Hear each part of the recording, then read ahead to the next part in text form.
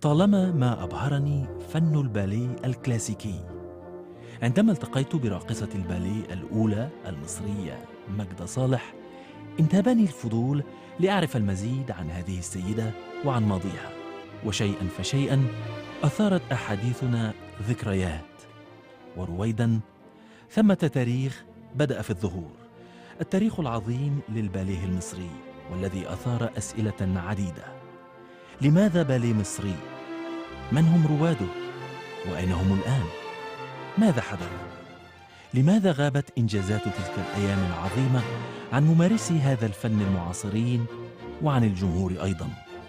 كنت بصدد اكتشاف معلومات عن مرحلة في تاريخ مصر لم أكن محظوظاً لأشهدها. ما ستشاهدونه الآن هو حكاية صعود صاروخي متبوع بموجة مضادة وأوقات مظلمة. إنها قصة خسارة فادحة وتحديات، قصة عزيمة وخيانة وتشتت ومحنة، قصة بقاء. هامش في تاريخ الباليه؟ Maybe, maybe not. سؤال بلا إجابة، صدمة لم تحل.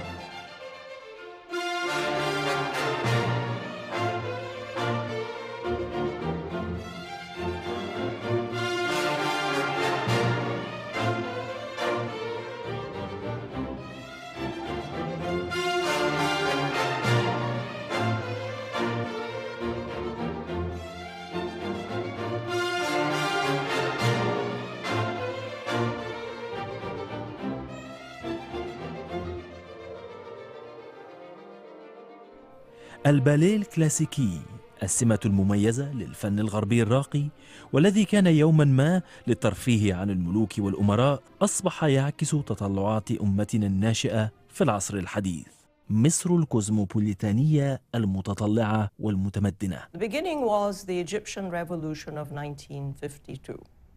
This was a major change in Egyptian history. For the first time in 2,000 years, Egypt was ruled by Egyptians. This was a confluence of time and place and circumstance and the vision of a single man. And I must say, Dr. Okesha had to deal with a lot of opposition because, after all, this was unthinkable, the state patronizing dance. And Mr. Moiseev, the artistic director and choreographer and founder of this world-famous troupe, was invited to come to the conservatoire and watch ballet class. And I remember very clearly, he called me to him after class and he said through an interpreter, "You know, you have talent, and I have a bit of news for you. Next year, a teacher from the Bolshoi Academy in Moscow is coming to Cairo to start a school." And that was the turning point. My father comes home and says, "Guess what? I saw this announcement in the papers where the Minister of Culture, Sarwat Okasha, is creating this ballet academy with Russian teachers from the Bolshoi, which is the greatest ballet company in the world, and they're auditioning children to be selected to participate in that school, and I'm going to take you." The day of the audition, I got all dressed up in my best and prettiest dress. It was one my mother made, and I remember it had red cherries on a white background and 3 flounces. It was ready to dance. And I was ready to show off. So I arrive at the audition, and there's a room full of boys and girls, different sizes and shapes, and this was at the old Opera House. And there was the professor with his interpreter and various other people. And I was asked to take off my dress. What? Well, I was not going to take off that dress. Excuse me. So anyway, we had a bit of a tug of war, and I lost, so I had to take off my dress. There was about close to 600 children that applied for the test. The Russian training system at the time, the academic training, was a 9-year course. So year by year, more students were auditioned and added to the student body, and more teachers came from the Soviet Union, more accompanists. The schedule was very busy the first 5 years. We used to take piano in addition to classical ballet, character dancing, pas de deux, rehearsals for performances. So the School of Ballet, as it was called, after that first memorable audition, was established at the Physical Training Education Institute for Girls. That was in Gezira, just below the Cairo Tower. So that was our first borrowed home. We then moved into a new institute on the new campus of the Academy of the Arts. That was the Cinema Institute. So we occupied the third floor of that institute for a year. And then in our third year of existence, we moved into our own home. Then with the bigger budget that came into the Ministry of Culture, they incorporated us to be able to do a full day, because they realized that for children to have to go to a regular school, then come home, then to get picked up, then to go to a dance academy, it was a very, very strenuous on children that are 9 and 10 years old. سنة 61 جت لودميلا قسطنطينوفنا تشيركاسوفا وهي تبقى زوجة جوكوف. وطبعا المدرسة كبرت والخبراء زادوا. We were provided with some of the most lucrative items that not just by the standard of Egypt, by any other standard. And when the Kirov Ballet Company was visiting Cairo, they graciously asked then the Academy to have one of their dancers perform with the company. And I was given this wonderful opportunity to perform The Dying Swan with the Kirov Ballet. By the time we arrived at fifth year ballet, I got my first opportunity to perform a dramatic piece. This was the first time I had tried myself as a dancer-actress. It was a wonderful opportunity. I was given the part of the blind girl in what they called a little mini drama. And my partner was Yahya Abdel Tawwab, who was my junior at the time. على فكرة أنا كنت دايماً بقول لهم أول زميل أو بارتنر ليا رضا شيطة، بس أنا غلطانة لأن أنت أول واحد. وبعدين لما رقصنا مع الكيروف ومستر سيرجيف ما رضيش يفرقنا. صحيح. لما كان في الاحتفال بألفية القاهرة كنا الاحتفال ده هو وجود الفريق بتاع كيروف في القاهرة. وكان عندهم هم في نفس البروجرام بتاعهم نفس الفقرة، نفس النمر، نفس الرقصة. فقالوا طيب احنا بقى مش هنبدل الروسي مع المصري والمصرية مع الروسي على اساس ان هم لاقيين على بعض قوي. كنا الوحيدين، لان انا فاكرة ان مايك عبد المنعم كامل مايك رقص مع ناتاليا ماكاروفا العظيمة ناتاليا ماكاروفا. ومايا سليم رقصت مع زميل ماكاروفا اظن كان اسمه فيكولوف، سيرجي فيكولوف. فاحنا الوحيدين اللي قالوا لا الاثنين دول مش هنفرقهم. But I remember that when the Bolshoi Ballet came to Egypt and they asked for some children from the ballet to join in, because in the third act they needed some children to go out.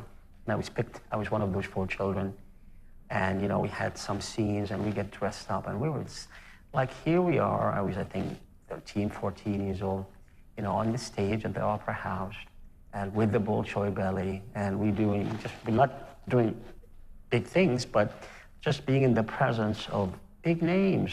We really learned tremendous amount of art culture from the Russians.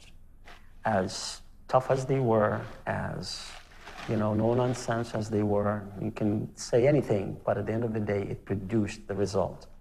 We were the envy of visiting professional companies from all over the world and the pride and joy of the Ministry of Culture. Every single foreign delegation that came to Egypt, I think, was treated to a visit to the Ballet Institute. They were so proud of us. هم كانوا اوريدي زرعوا فينا الروح الكل في واحد. البطولة مش لحد، اللي بترقص البطولة النهاردة بكرة سوليست في رقصة صغيرة وبعده في الكورد باليه. And I will say it now because we probably never said it then because we were too young, too ambitious, too focused on ourselves. But we owe a great debt of gratitude to the many teachers and many experts who came and helped with enormous dedication to establish a first Egyptian ballet. Раз, два, молодцы! И раз, шапе! И руки, голова! Раз, и два, и раз, и стена! وكان هذا في حد ذاته شيئا مثيرا للغاية، ولكن كان هناك المزيد مما يثير الدهشة. جاء من وزارة الثقافة السوفيتية عرض مبهر. In 1963, that there were 5 scholarships to the Bolshoi School of Ballet in Moscow on offer. The girls selected were myself, obviously, Maya Selim, Ali Abdelrazek, Wadud Faizi, and Diane Haet. We felt we'd died and gone to heaven. My goodness, the dream of every young ballerina, and it was within our grasp. We couldn't believe our luck. Neither could our parents, for that matter. Our mothers prepared us for that trip to Moscow and our stay as if we were brides. The preparation, my goodness, that got my mother work so hard to prepare, knit all those big thick sweaters. She was sending her daughter to this cold, icy country where we had never seen snow in Egypt. That was a big excitement. It was a great preparation, and off we were to Moscow. السفارة كانت مولية كل اهتمامها بينا، وكان وقتها السفير مراد غالب. And it was 30 degrees below 0 centigrade. It was so cold. I'll never forget it, how cold it was. And there, of course, we were immediately plunged into the difficulties of becoming acclimated to life in Russia. It wasn't quite as we had imagined and not quite as our teachers had portrayed it. طبعاً كنا مرتبطين جداً مع بعض، كنا دايماً سوا، نتحرك مع بعض، نخرج مع بعض. أنا وعليا كنا واخدين أوضة، ديانا وماجدة أوضة، ومايا سليم كانت أوضة لوحدها. نتلم كلنا في الأوضة عندنا أنا وعليا، ونبتدي بقى نشوف إيه اللي حصل في اليوم بتاعنا، وإذا كنا واجهنا صعوبات ولا لأ. So we'd show up every day in class with our little handbags and our shoes matching and our little suits and our makeup. After a week of this, we were summoned in by our teacher and told very gently that would we please not wear these clothes. It was pointed out to us that our Soviet colleagues, our fellow students, may have a pair of shoes, a skirt, and a blouse and a pullover for the entire year or more. And here we were, a client country, Egypt, whom the Soviet Union was supposed to be aiding. And we had these spoiled young princesses, as they called us, showing up, you know, all dressed up and looking very prosperous and not in need of any aid whatsoever. The school itself was a disappointment. I mean, we'd just come from this brand new, state-of-the-art, beautiful building in Egypt. And we come to Moscow, to the home of the Bolshoi Ballet and the Bolshoi Academy of Moscow, and here's this old, run-down, derelict building. In fact, one of the studios was closed because the roof was leaking. And we thought, this is the home of the Bolshoi school? However, we must not forget that from that building came some of the greatest dancers the world has ever seen. احنا درسنا النظام المكثف اللي هو نظام 6 سنوات زي ال9 سنوات بالظبط بتاع المدرسة الروسية. It was an immersement. We were immersed in that atmosphere of the work and the dedication and the training and the hours. Upon request, we would be allowed with a pass into the Bolshoi Theatre. We could ask for performances, we had the schedule, we knew who was dancing. Of course, there was great demand and you'd compete with others, but very often you'd get a pass and you'd go into the theatre and stand above what used to be the imperial box, standing. That was fine. And you watched the entire spectacle from there in this magnificently grand theatre. لكن أخذنا نفس العلوم اللي كنا بناخدها في القاهرة.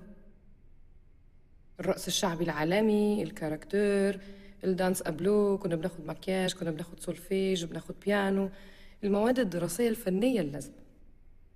One day we were told that we would be participating in a ballet. We would be in Swan Lake. We thought, oh my goodness, Swan Lake. We shall be on stage in Swan Lake. Doing the masked dance, there were 6 masked couples who performed behind the jester in the 3rd act of Swan Lake. واتخرجنا سنة في 30 إبريل سنة 65. حفل التخرج كان يومين. احنا كنا الأجانب الوحيدين اللي كنا بنشترك ب3 فقرات، وكله كان بيشترك بفقرة واحدة. احنا كان عندنا البوليرو هو الباليه الأساسي بتاع التخرج، وكان عندنا رقصة با دو تروا من أوبرا وباليه فاوست، وكان عندنا رقصة مودرن، ودي كانت أول مرة تتقدم حاجة مودرن في البولشوي. رقصنا فيها رقصة النمف من باليه والبورجيس نوتش أو ليالي والبورجيس، وكل واحدة مننا رقصة السولو، وكان سولو صعب شوية لأنه كان رقصة معاصرة. أول دبلومات تخرج فني الأجانب ياخدوها من مدرسة البولشوي مختومة بختم البولشوي.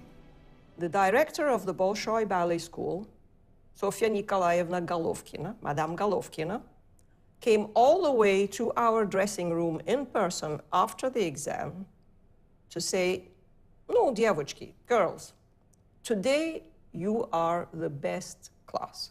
And that made us really proud. Of course, given our background, as I keep coming back and saying, you know, here we are from the Middle East, very conservative, you know, very circumscribed in our lives, and 5 young single women going off to Moscow for 2 years. That was a cause maybe for a bit of consternation at the other end in our cultural bureau. They had a lot of Egyptian students, but they mostly tended to be male. And if there were females, they were married and they had their husbands with them to keep an eye on them. So here were 5 singles coming along, female. And of course, it became immediately apparent when we arrived that we were a source of attraction to some very handsome fellow students from the Bolshoi school. They had some really good-looking young men, I might say. There was this wonderful dancer, his name was Sergei Radchenko, and I think all the girls were kind of admiring him. And yeah, he used to come all over the school and just call Diana in a very loud voice. And I would be so embarrassed. My goodness gracious. And I was very shy. So the cultural counselor took it upon himself to come and issue a warning. And he said to us very strictly, if I hear of one of you going anywhere near a boy, I'm sending you all back to Cairo. Well, that put a damper on any kind of interest we might have been tempted to express. And we more or less successfully steered clear of those handsome Russian boys. We became known in Egypt as the Bolshoi 5. We were the pioneers, and we were the ones that fought, and I mean fought, with the support of our parents, I must say, for the right and the privilege to get up on the stage of the Cairo Opera House as we were intended to.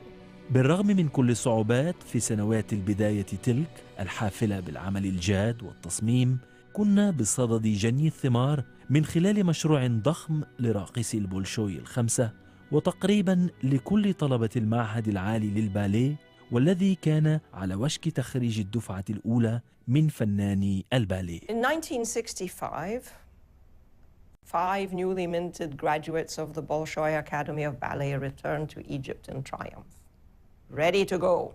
كنا مطالبين وقتها إن احنا نشيل المسؤولية، إن نأسس فرقة باليه. So the powers that be finally relented, and it was planned to produce a full-length ballet for the first time, The Fountain of Bakhchisarai. Now, the Fountain of Bakhchisarai happens to be the perfect vehicle for the premiere of a ballet in Egypt. It was inspired by a poem by Alexander Pushkin, Russia's immortal poet, and it tells a very sad tale. It's the tale of a Polish princess who was abducted by a Tatar Khan from the Crimea and brought to his harem, and then his favorite wife, a very jealous Georgian, murders her out of anger and anguish at losing his love. She's executed, and the Khan is left to weep his beloved. So he orders a fountain built. In actuality, this fountain still exists today at Bakhchisarai in the Crimea. A lot of preparation had to go into that. رحنا معسكر في اسكندرية لمدة شهر ونص، وكان في تدريب شاق في الحقيقة. The very end of the process, the great Russian choreographer Leonid Lavrovsky, the former artistic director of the Bolshoi Ballet, came to put the final touches. It was all very exciting. Every single instant is a great memory.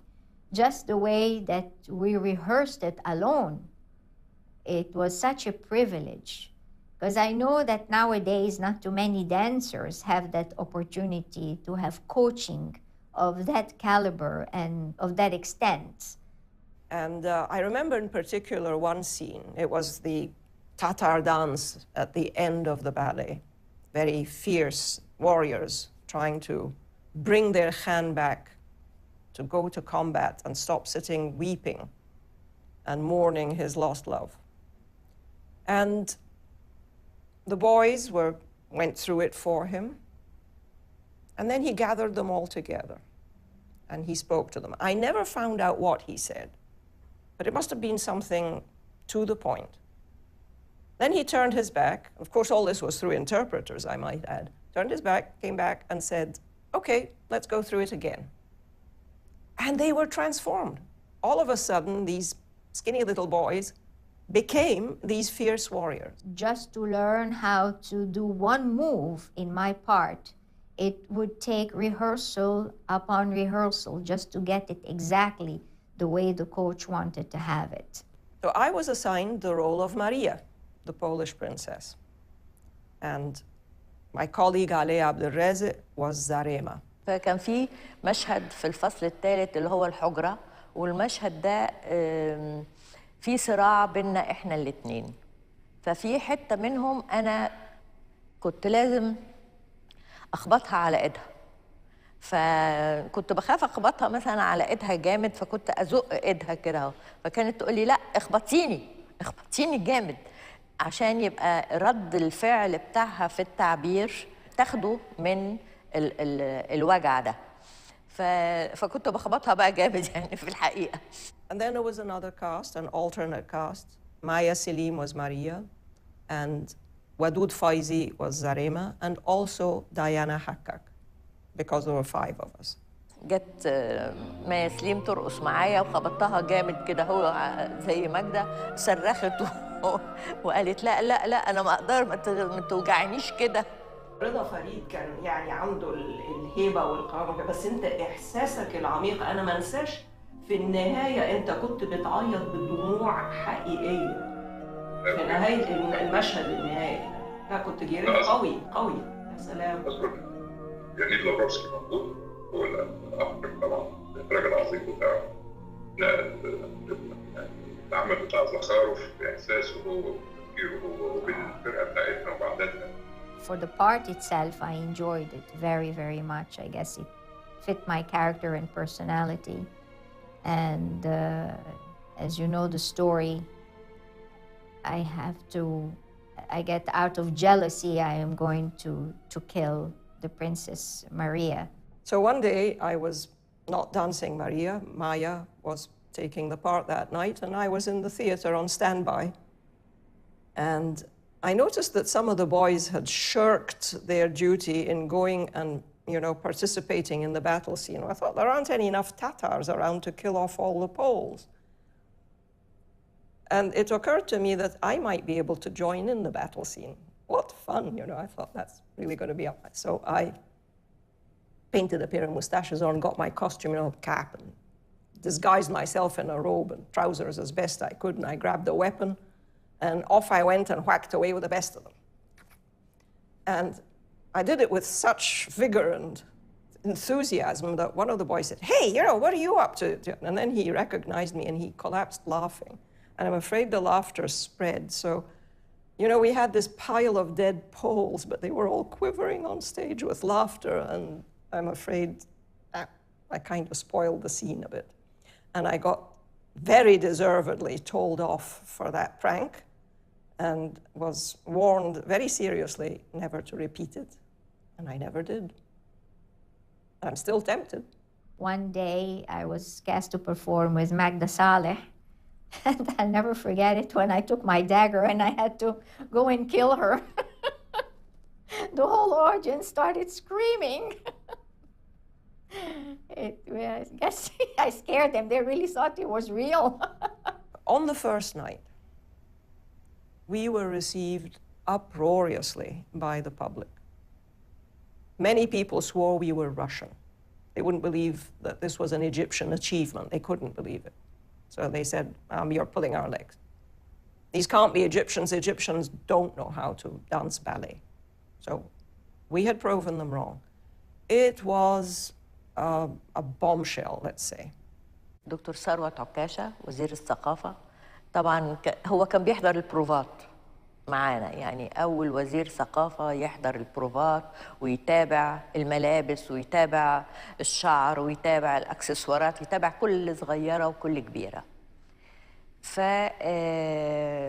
بعد أول حفلة، لما تاني فصل في أول حفلة، قام جري وراح كلم الرئيس عبد الناصر وقال له: يا ريس أنا عايزك تيجي تشوف ولادك. The Minister of Culture came backstage, congratulated us, and he said, "You're now ready for President Nasser to come watch you tomorrow." And the president was coming the very next day. How about that? And that was, I think, was the ultimate for all of us, that we have actually succeeded to become something that our country and our president will be proud of. حاجة بقى كانت يعني مفيش تقدير ولا تقييم ولا عظمة أكتر من كده. We were honored by the state. This was another event unheard of in the history of Egypt. Dancers were honored by the state. We received, the 5 ballerinas, the Order of Merit. There were the Order of the Republic given to the Soviet experts, to Madame Inayat Azmi, the Dean of the Ballet Institute, and the younger members who are still students got certificates of merit. It was an acknowledgement beyond anybody's dream. The dancers performing the 5 principal roles, that's the roles of Maria and Václav and Girey and Zarema and Nur Ali, would be invited to Moscow, to the Bolshoi Theater, to dance those parts with the Bolshoi ballet.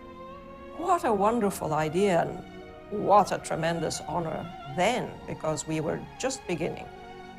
But unfortunately, and to the great loss of the dance world and beyond, Mr. Lavrovsky died suddenly and unexpectedly. وكأن كل ما حدث كان قصة خيالية وقفزة مجنونة إلى المجهول. After this brilliant debut of the Egyptian ballet in Cairo, we were almost victims of our own success, because somebody in the Ministry of Culture, I think in mass culture, decided this was so wonderful, it had to be shared with all of Egypt. And it was decided to send us off to the far south, to Aswan, which was a tiny town in the very south of Egypt, and its only distinctive feature, as far as we know, was the fact that they were building the high dam at the time. Most people know Aswan as like the end of the world of Egypt. Just not much culture there. It's just tourists come to Aswan because it's a nice warm place on the Nile and so on. And all of a sudden we're told we're going to go perform Bakhsh Sarai in Aswan. And we said, Aswan? Who's going to watch us? In our opinion, Saida, Fallahin, and the workers who are building the high dam. And we kind of looked at each other like, why would they care? They said, no, we want them to know, what is happening, what Egypt is doing right now. كانت جرأة إن نقدم الباليه في أسوان. أسوان لوحدها كانت عايزة مقدمة. Off we went, and we performed in very makeshift conditions. It was a cinema of some sort, and it was a palace of culture, and they had actually a small wooden stage, and they extended it out over the auditorium. And in fact, somebody, of course, had the bright idea that since the old stage was grubby looking and there was new wood, they would plane the whole lot, make it nice and smooth, and then they soaked it in paraffin. Disaster. We almost all broke our necks. It was a challenge, let's put it that way. Anyway, come the first night, we begin our performance, and it's for an official performance. It's for the Arab Socialist Union of Aswan. We get our first glimpse of our audience, and it's nothing but men. We perform one dance after another. We stand to take our bows. Dead silence. Khan Girey makes this dramatic entrance with his cloak and cape and helmet, breastplate. Very impressive sight. And he swings around and stops. And the music stops. It's a very dramatic moment. And all of a sudden, from the balcony, somebody jumps up. Allahu Akbar! And the whole audience jumped up. Allahu Akbar! I can't remember finishing the act. I mean, it was pandemonium. They loved it. We were the heroes of Aswan. It was really a great feeling to see how these very simple, primitive people enjoyed this form of art that they had never experienced before. One evening, I had just finished performing, and as usual, as is customary, I met with my coach on stage. It was Mr. Leonid Zhdanov, and he was giving me his critique. Everybody else had left. The auditorium was empty. There was nobody. The lights had been turned off. And I sensed this presence next to me. I turned around, and standing very close was this old man. He had the grime of his labor in his skin, in his pores, in his hands. He must have come straight from a field and somehow or other was told there's a free performance. Come and see. And when it was over, he didn't want to leave. So he made his way up on stage to see where that magic had taken place. And all he found was me. So he came and stood next to me and gazed at me in wonderment. And I guess I broke the spell because I addressed him. Aywa ya ammi fi haja? His eyes snapped open and he looked at me and he sort of shook his head and he said, Ya salam, ya salam. Amma di haja jamila. I mean, I'm almost tearing up at the memory of it. I mean, here was this peasant man, just off the streets, out of a field, seeing his first ballet, and he got it. It kind of felt like a vindication because everybody said, Egyptians don't understand this stuff. They won't appreciate it. It's a worthless effort. They won't get it. And they did.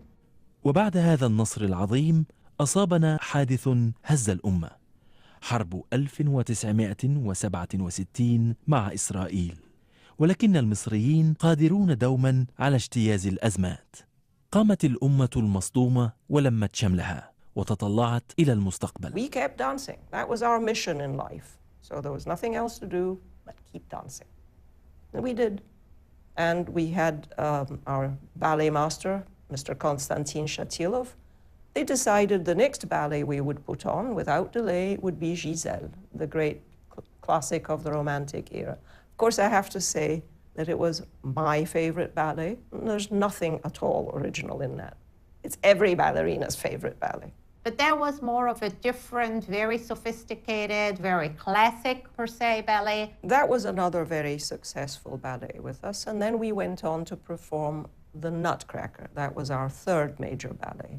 We were selected, myself and Maya Selim and Mervat al-Nabarawi and Rida Shita, to participate in the first international ballet competition to be held in Moscow.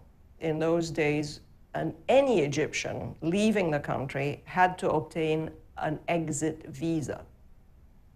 We did not have the freedom to go and say, oh, I'm off to wherever. No, that was totally controlled. So we had a bit of an iron curtain around our own country. So anyway, the Ministry of Culture issued passports, and where they put profession, they said, Raqis Ballet, ballet dancer. So we went to this huge building in the now famous Tahrir Square, where all citizens used to go for every aspect of their official dealings, to get our visas, rather. We present our passports to this bureaucrat, and he takes one look at them and says, oh, you're dancers, you're raqisin. So we need a clearance from the morals police before we can give you a visa to leave the country. That was a stunner. And I remember clearly going home and telling my father this tale, and he fell into such a fury. I have never seen him so angry. Well, this is the man who told me, given his high standing in Egypt, that he was taking a grave social risk allowing me to be a dancer. And suddenly he's confronted with his dancer daughter having to obtain a letter from the morals police in order to be able to travel. He took that passport and he just ripped it to pieces, threw it away. And he said to me, don't you dare ever state your profession as dancer. Life had to change very quickly. My parents decided that I would have a greater future if I wanted to pursue my career as a ballerina if we migrated to the United States, which is what we did. And I knew in my heart that Diane was not coming back. But she had started and left, and then she never came back. And we were coming back from school to continue so that we can prepare for the next show. I also knew I was gonna leave, but I couldn't say it, couldn't be discussed, couldn't be addressed. And ironically, they gave me her part. And I took her part of the variety show that came from Nutcracker, which some pictures you probably saw. And it's kind of like I followed in her footsteps. And ironically, I was also going. And that was really my last big role. It's something I could not discuss with any of my colleagues. Diane was gone. I was very, very close with Magda. I don't know if I didn't tell Magda just because I don't want to say goodbye. And I didn't want to face reality that I'm going to leave. So it was, I think, the most hurtful or sad thing for me. The point where things got a little bit, off track. There wasn't anybody sitting there saying, no, these people are going to be off the list of military, period. You cannot take them. Call them anything. Because we spent already a lot on them, and they're representing an art, and therefore it's imperative that they don't waste all that just to spend a year or two away from dancing. That didn't happen, and unfortunately we started to look for escape routes. But in retrospect, I cherish every moment that actually was given to us. I feel indebted to the country, to the government at that time that actually offered that opportunity, because this is really what made me the way I am now. كان وقتها دكتور عكاشة طلب مني أفتح مدرسة باليه في اسكندرية. أنا نقلت على اسكندرية وزميلاتي كانوا بيكملوا المسيرة بتاعتهم في القاهرة وبيشتغلوا ويشاركوا في العروض الجديدة. I think in the next year I was assigned 2 major pas de deux for a highlights performance. One was the pas de deux of Gamzati and Solor from La Bayadère. Very challenging, technically challenging pas de deux. I danced that with Mike. And then we put on the entire act of the ballet Paquita with the adagio and variations. That was at another stage. Now, Dr. Okesha came up with an idea of his own. He wanted to move away from Russia and invite other ballet masters from Europe to contribute. So he invited Serge Liffard, very great figure in ballet, an ex-opera, Paris Opera Ballet director, invited him to Cairo to come and stage Daphnis and Chloe. That did not go down very well with our Soviet teachers, a white Russian poaching on their preserves. Poor Monsieur Liffard suffered a lot from his, what he called, mes émotions égyptiennes. He was not very happy. And it took the intervention of Dr. Sarwat Okesha, engaging in equal parts of diplomacy and a demonstration of truly Jovian wrath to get everybody pulled up short and get the cooperation that he wanted. And so we put on Daphnis and Chloe, and preceding that was the Afternoon of a Faun. I would like to pay tribute here to a very special gentleman, Abdallah Al-Ayyuti. So I remember him because this is very specific. Dr. Okesha obtained permission from Marc Chagall, who was a personal friend of his. Now, he was a friend of many of the luminaries of the arts and culture in Europe, personal friend. Marc Chagall gave us his design as a gift.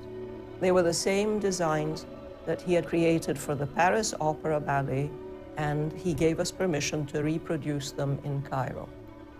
And Abdullah did it single-handedly in a matter of 2 or 3 weeks. My partner, Rida Shita, starred in Don Juan.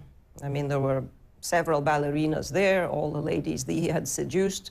I was one of them. I played the peasant girl Juanita in the first act. But Rida Shita was the star. And what a Don Juan he was. سافرت موسكو وبعد موسكو جالي عرض شافني مخرج مدير الأوبرا دي روما فعرض عليا إن أنا إذا كنت عايز أرقص هناك فقلت له أوكي ورحت الأوبرا دي روما وبدأت حياتي في أوروبا. أول عرض كان ليا لما في الأوبرا دي روما طبعا كواحد مصري عربي جاي راكز اول في الاوبرا دي روما. الاوبرا دي روما انا ما كنتش عارف ليها هبه كبيره كده يعني بالنسبه لي. الاوبرا المصريه اكبر اوبرا في العالم. لما شفت الاوبرا دي روما فقلت اوبرتنا احسن. ايه يعني الاوبرا دي؟ طبعا مش هنقارنها بالاوبرا دي بتاعتنا زمان. الاوبرا بتاعتنا كانت هايله جميله. ونجحت نجاح كبير قوي في روما. بعد كده انتشرت في ايطاليا جامد. شافني مخرج اسمه موريس بيشار اللي هو بتاع مخرج اللي في بلجيك. جه عرض عليا عروض. بعد كده اتعرض عليا في المانيا واتعرض عليا في فرنسا في هولندا. بعد كده انتشرت لغايه مسرح متروبوليتان تياتر في نيويورك. وبرضه ما يرجعش ان انا اتعلمت كتير في اوروبا الحاجات المودرن، ان احنا اتعلمنا الكلاسيك والكاركتير، ما تعلمناش الحاجات المودرن قوي اللي هي ابستراكت. ده بقى اتعلمته في اوروبا مع اشهر واحده مارتا كريم. وبعدين خدت وسام من المانيا سنه 1977 اسمه الكونسكريتيكا برايز. ده حاجه عندهم كل 5 سنين بيشوفوا مين أحسن راقص خد عالمية من ناحية الاجتهاد في العروض، وكمان اللي خد أكتر كمية في الجرانين يعني في المجلات شهرة يعني.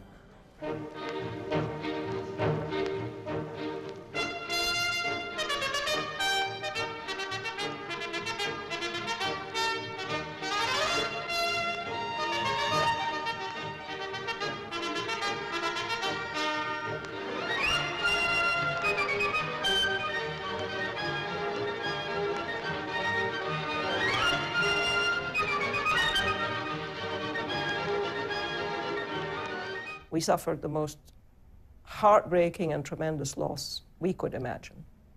Our opera house burned down. Unthinkable. We lost our home.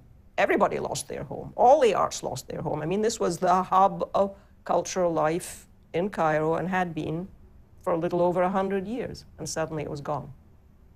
And I do remember that day very distinctly. I was at the Institute in Giza. We were standing around outside, I guess, waiting for classes to begin and rehearsals.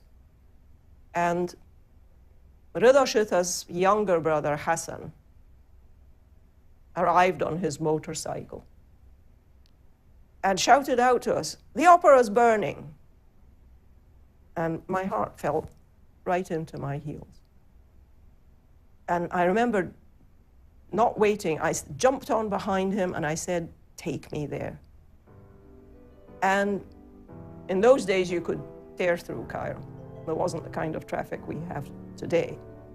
And we went in front of Abdin Palace and along Gomhoreya Street towards Opera Square. And as we approached, all we could see was this immense crowd filling the square. And they were silent. I didn't want to go round the corner. I did not want to round that corner. But we did. And there was the opera house.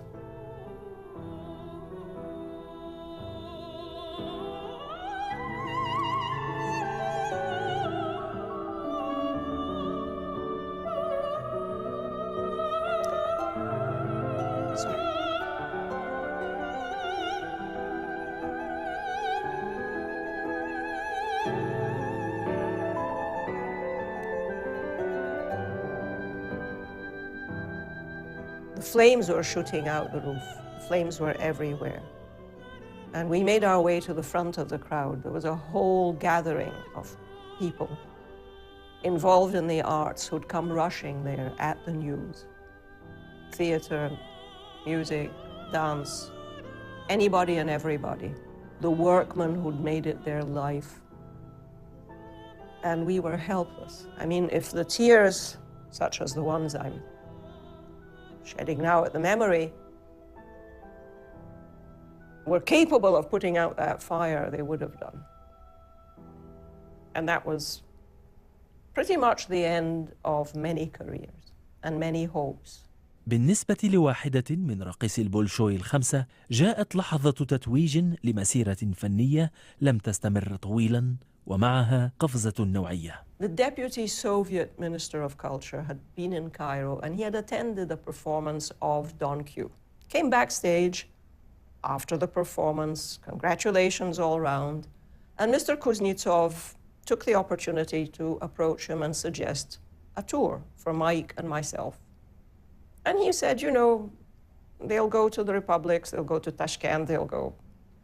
And I remember this gentleman turning to him and saying, yeah, a почему не в Большом? Why not at the Bolshoi?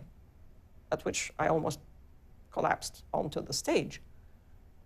Did we know what we were getting into, Mike and I? I mean, when you think of it, two young unknowns from Egypt, of all places, to be invited to dance on the stage of the greatest theaters in the world with the greatest companies in the world. I mean, did we really think what we were getting into?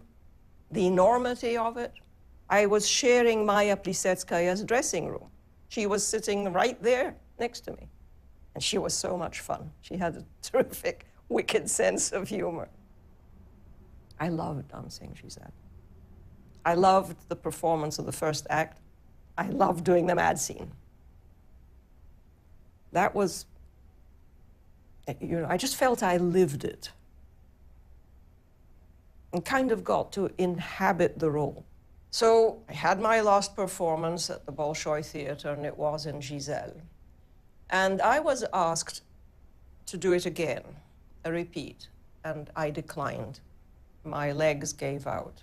I was having severe problems with my muscles.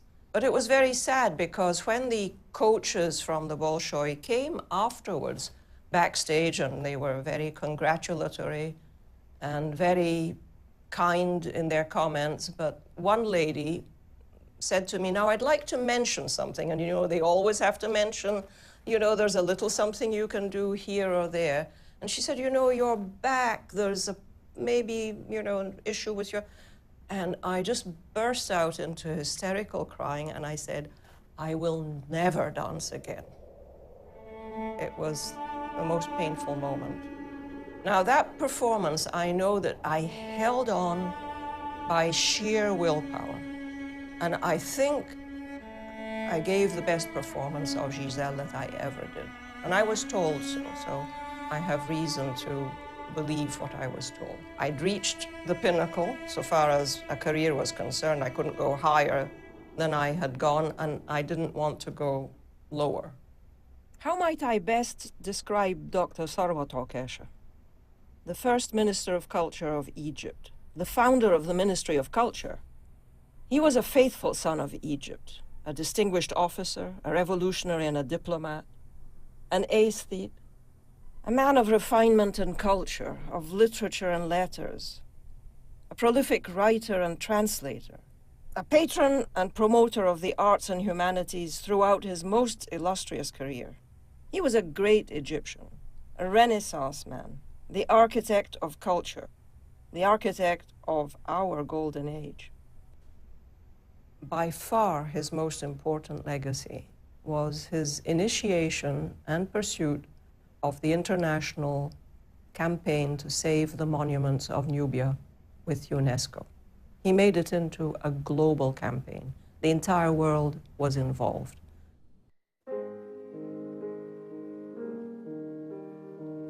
When the last pulse in your fading memory asks for your remembrance, when the last drop of your emptying desire asks for your remembrance, when the last beat of your graved heart asks for your remembrance, when the end asks the memory of the beginning, what was the point to start?